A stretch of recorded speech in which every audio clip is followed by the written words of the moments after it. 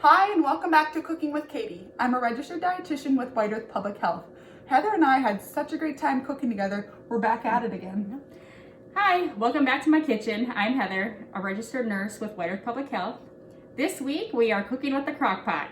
With the weather changing, these warm crock pot meals are such a great go-to with cooking. I agree, Heather. Crock pot recipes are great because you can put them together, get on with your day, and let them cook away. And then you come home for dinner time and you have a meal that is hot, healthy, and ready. Today we'll be making a venison stew. Stews are great because they're versatile. You can build it around with what you have in your pantry, fridge, or freezer. All right, let's start cooking. We will start putting our stew together. The best part is it really comes together quickly. First, we will put in our 1 pound of venison stew meat. I already added some to the crock pot, but you could use your choice of stew meat or ground meat, whichever works best for you. Then we'll top with our veggies. We cut up some rutabaga, onions. I had some kaleidoscope carrots left over from my garden, and they're pretty, like purple, a lighter, yellow, and then just the regular orange. And then we're gonna also add in potato, but you could use whatever you have on hand. Yep, and go ahead and add them in, Heather. We could do it together. Just remember, like Heather said, using anything you have instead of the rutabaga. Like she did put in some potatoes too. You could do sweet potatoes as well, or parsnips are some really good, or turnips, just whatever you have coming out of your garden. Celery works great, or some fresh or canned tomatoes are a great addition. Just make it how you like. Also, a bag of frozen vegetables would work as well. Awesome. So there we go. We are ready to keep going. Now we will add our liquid and seasoning. We have 5 cups of reduced sodium beef broth, or any broth will work. We already added some to the crock pot because this is probably about 3 cups in the container. Just want to cover up our veggies. And don't feel bad too as the day goes on and it cooks. If you need to add more liquids, go ahead and do that. And then we'll add about 2 tablespoons of tomato paste. I'll just eyeball it. And then we're gonna substitute for the balsamic vinegar. We're gonna add apple cider vinegar, and then we added a half a teaspoon of brown sugar.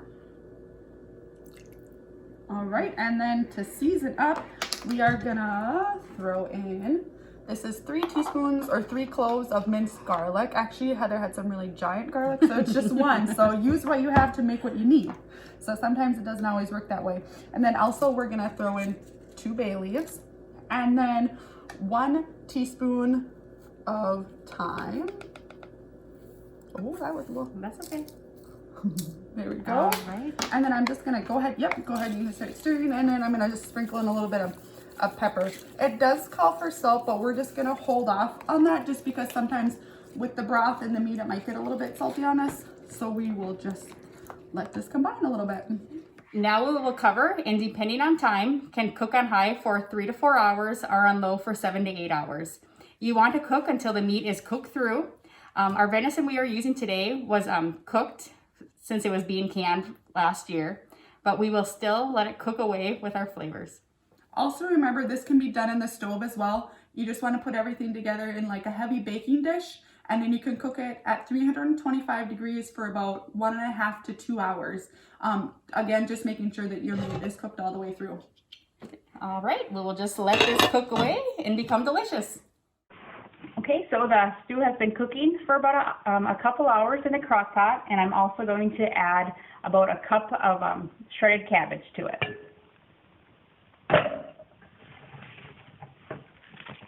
Oh, it smells good. So I'm just going to stir this around a bit, and I'm going to put the cover back on and let it continue to cook probably on low for another 4 hours. Our stew is just about done. If you want a thicker stew, you could add cornstarch about 20 minutes before you serve it. So I like my stew thicker, so I'm going to add a teaspoon of cornstarch to the stew, and then I will stir that in, and I will continue cooking, and we'll be back for the finished results. Okay, our stew is done. It turned out great and smells delicious. This would be great with some fresh biscuits or bread. I know, that would be an awesome combination. Remember too, I was just dishing up the stew. I remember I see a bay leaf. Just make sure it's fine to leave it in there. Just make sure you don't eat it. So whatever is your preference. And Heather was making comment too. She would maybe like her stew to be a little bit thicker. So, you know, make it however works. We're just going to go with this. She can add a little bit more if she'd like, but just make it to however you desire. Thanks for watching, and we'll see you next week. Yep. And remember to check out whiteearth.com for today's recipes, along with more crock pot cooking ideas. Bye.